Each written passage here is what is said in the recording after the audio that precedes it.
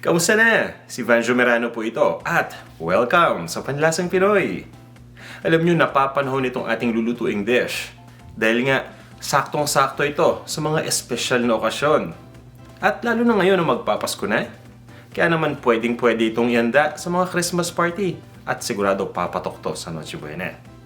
Ang dish na tinutukoy ko ay tinatawag na Pinoy style baked macaroni na may white sauce.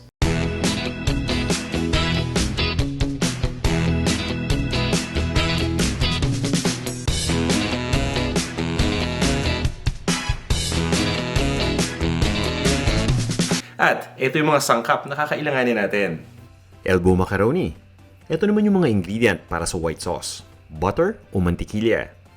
All-purpose flour. Shredded cheddar cheese. At ng fresh milk. Para sa meat sauce, ito yung ground beef, ground pork, hotdog or cheese dog. Kailangan din natin ng bell pepper. Ito yung green at ito naman yung pula. Sibuyas, bawang, tomato sauce, at ng Knorr Beef Cube. Kailangan din natin ng tubig, ng mantika, ng asukal, asin, at ng ground black pepper. At ito naman, nilista ko na yung mga sangkap na yan. Nang sa ganun magabayan kayo sa pamimili.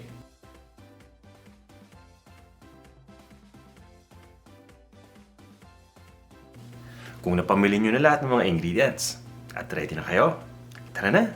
Samahan niyo na ako magluto. Umpisa natin sa pamamagitan ng pagluto ng macaroni. Naglagay lang ako ng tubig sa isang cooking pot at pinakuluan ko lang ito. Ilagay na natin yung elbow macaroni sa oras na kumulo na yung tubig. At pagkatapos ay haluin lang natin kaagad. Ginagawa ko to para ma-prevent na dumikit yung elbow macaroni sa isa't isa. Basta habang pinapakuluan natin, once in a while, halo lang tayo ng halo. Kailangan lang nating lutuin itong elbow macaroni batay sa nakalagay sa package instructions. Iba-iba ang duration kaya importante na tumitingin tayo dun sa direction. Hahaluin ko lang uli yung macaroni. Takpan lang natin itong ating lutuan. At itutuloy ko lang ang pagpapakulo gamit ang medium heat hanggang sa tuluyan itong maluto.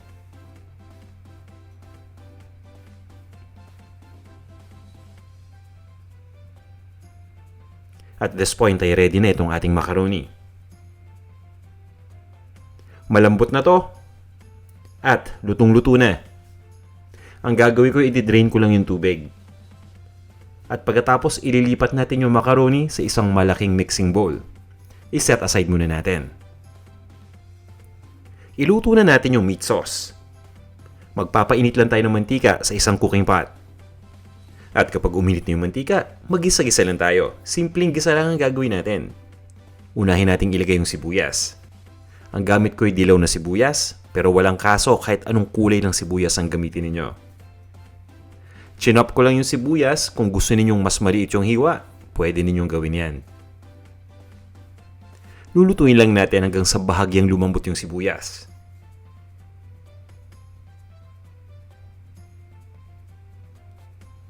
At ilagay naman natin yung bawang. Itong bawang naman ay diniktik ko lang at chinop ko lang. Kung gusto ninyong mas maliit yung hiwa ng bawang, okay lang din yan. At dating gawi, itutuloy natin yung pag-isa hanggang sa lumambot na yung sibuyas. Mas maganda rin kapag hinahalo natin habang ginigisa para maging balanse o uniform yung pagkakaluto. And at this point ay ready na. Malambot na yung sibuyas. Ilagay na natin yung ating ground beef at yung ground pork. Unahin ko muna itong ground beef. Ito yung giniling na karne ng baka. At isunod na rin natin ilagay yung ground pork o yung giniling na karne ng baboy. Gumagamit ako ng dalawang klaseng meat sa pagluto nitong baked macaroni para mas maging masarap at mas maging malasa ito. Kung familiar kayo sa paggawa ng meatloaf, di ba yung masarap na meatloaf, iba't ibang klaseng karne ang hinahalo?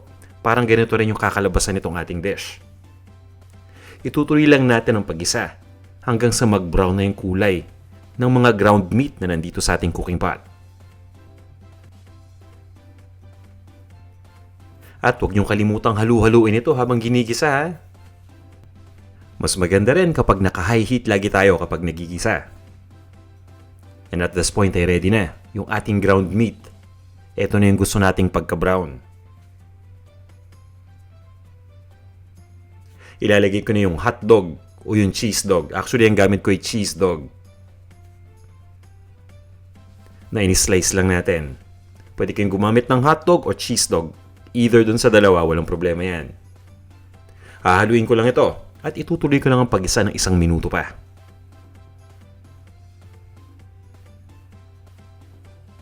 Maglalagay din tayo ng red at ng green bell pepper. Actually, wala namang kaso kung isang kulay ng bell pepper lang ang gagamitin natin. Ang importante, naglagay tayo ng bell pepper. Ito kasing bell pepper ay nakakatulong para lalong sumarap itong ating dish. Itutuloy lang natin ang pag-isa ng 1 minuto pa.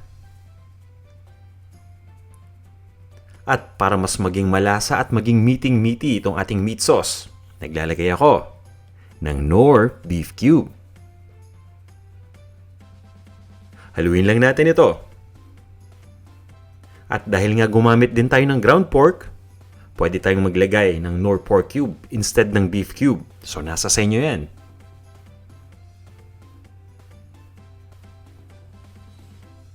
At once na nahalo na nating mabuti, ilalagay ko na yung tomato sauce.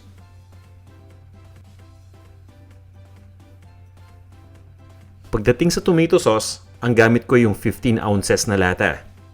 Kung gusto ninyong mas maraming tomato sauce, nasa sa inyo yan. Itong gamit natin ay saktong-sakto lang. Haluin natin kaagad at kailangan pa natin itong lutuin para hindi matuyuan yung sauce. Ang ginagawa ko ay naglalagay pa ako ng tubig. Ito na yung tubig. Once na malagyan na yung tubig, hahaluin lang natin ito.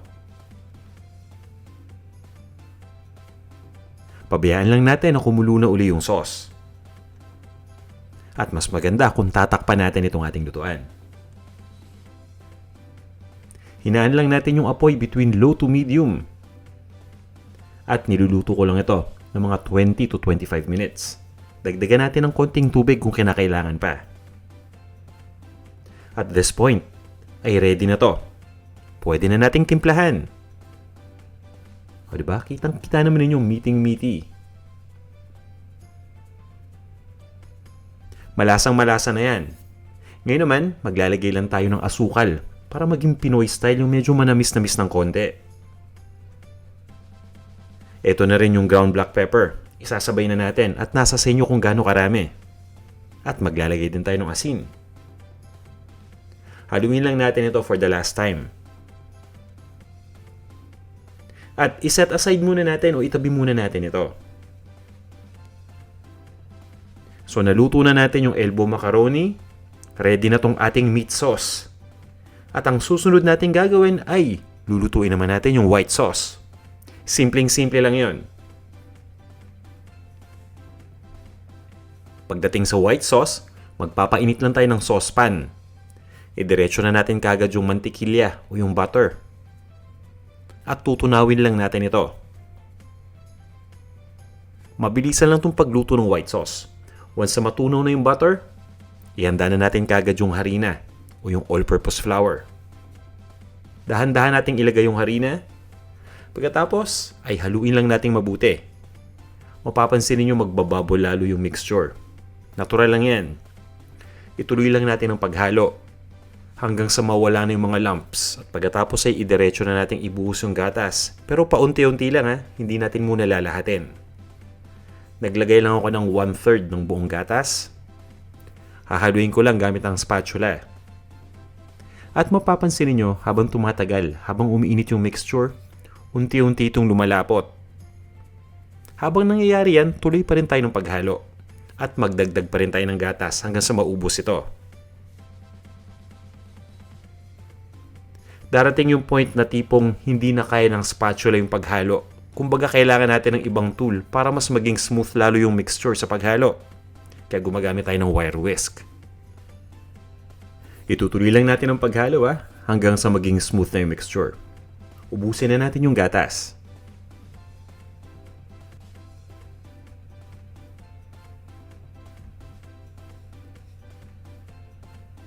At once na makuha na natin o ma-achieve na natin yung desired consistency, ilagay na natin yung cheddar cheese. Ito yung shredded na sharp cheddar cheese. Pwede kayong gumamit ng kahit anong klaseng keso na meron kayo. As long as matutunaw ito kapag nilagay natin. Ituloy lang natin ang paghalo hanggang sa matunaw na yung keso. So pagdating dun sa keso, kalahati lang muna yung nilagay ko. Yung kalahati mamaya natin ilalagay pag pinaghalo-halo na natin lahat ng mga ingredients. So ready na itong ating white sauce. I-assemble na natin yung ating macaroni. At this point, na-preheat na natin yung oven to 350 degrees Fahrenheit. Nilagay ko lang yung naluto na macaroni sa isang malaking mixing bowl. Ngayon, pagsamahin na natin yung meat sauce at itong elbow macaroni na naluto na.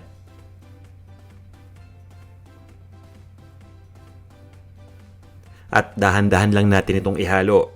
Siguraduhin lang natin na nag-blend na mabuti yung mga ingredients.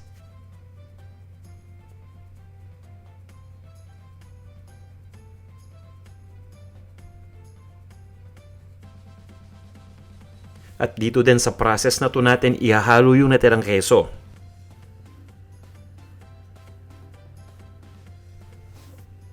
Ito na yung shredded na cheddar cheese. Yan, ituloy lang natin ang paghalo hanggang sa ma-distribute na mabuti yung keso. At pagkatapos ay ihanda na natin yung ating baking pan. Dahil ang susunod natin gagawin ay ililipat natin itong mixture sa baking pan. And ay diretso na natin lahat ng mixture sa baking pan at pagkatapos ay isa-spread lang natin ito. Basta sisiguraduhin lang natin na na-distribute na yung mixture sa baking pan.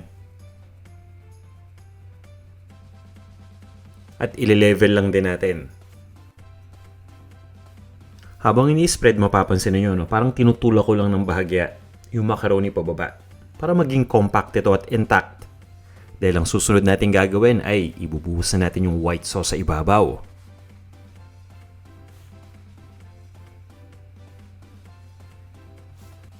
I-distribute lang natin itong white sauce. Kaya natin gusto maging compact yung macaroni nang sa ganun mag-settle lang yung white sauce sa ibabaw.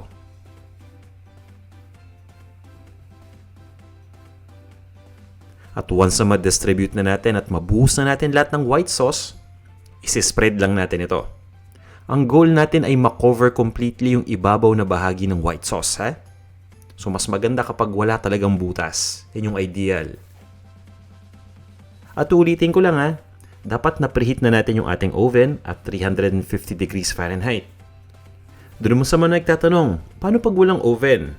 Meron akong good news sa inyo.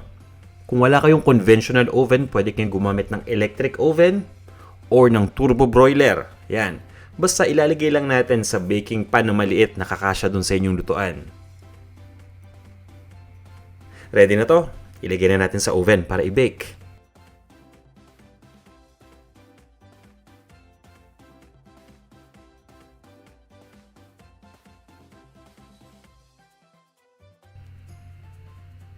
I-bake ko lang ito between 15 to 20 minutes.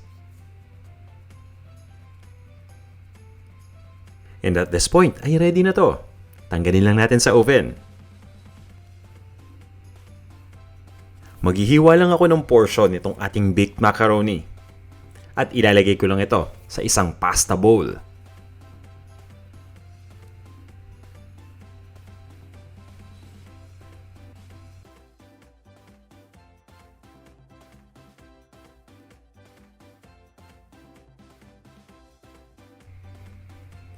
At iserve na natin to. Ito na ang ating Pinoy style baked macaroni with white sauce. Alam nyo ba na bukod sa masarap na, rich and creamy pa itong ating baked macaroni. Kaya naman talagang na-enjoy ko itong kainin. Ayan, at sana subukan nyo itong ating recipe at makikita nyo yung sinasabi ko. Maraming salamat nga pala sa inyo lahat sa walang sawa ninyong pagnood ng mga videos natin. Abang-abang lang kayo ng mga susunod pa nating videos. At eto nga, imbitahan ko sana kayo na huwag kumalimot na bumisita sa ating food vlog. Doon yung makikita lahat ng ating mga recipe. Simple lang panlasangpinoy.com. Okay? Panlasangpinoy.com. Wala nang kasunod dyan. Panlasangpinoy lang. Panlasangpinoy.com. Puntahan nyo lang. Ayan. At sa ngayon, shoutout muna tayo. Greetings sa mga kaibigan natin. Ito yung mga masusugid nating kaibigan na lagi nagko-comment at nag-share ng ating mga videos. Hello kay MM Taiwan Vlogs. Hello rin sa'yo, Ryan, si RLDG Angling /Travel Adventures. Hello kay Manuel Jacqueline, kay Maribel Manera. Hi din, Victorious Winner. Hi, Marifesh Shimada. Hello rin sa'yo, Tayen Gio Lagon. Hi kay Lynn Permites, kay Denise Simeona. Hi rin sa'yo, Aileen Rica Blanca.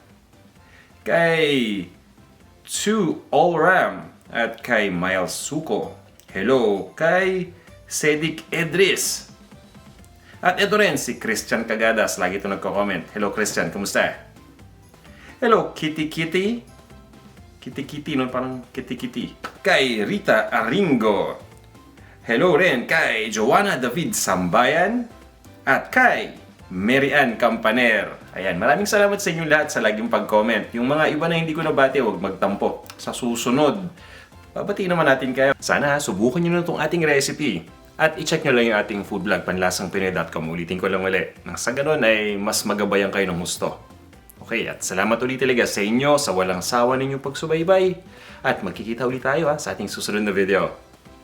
Hanggang sa muli.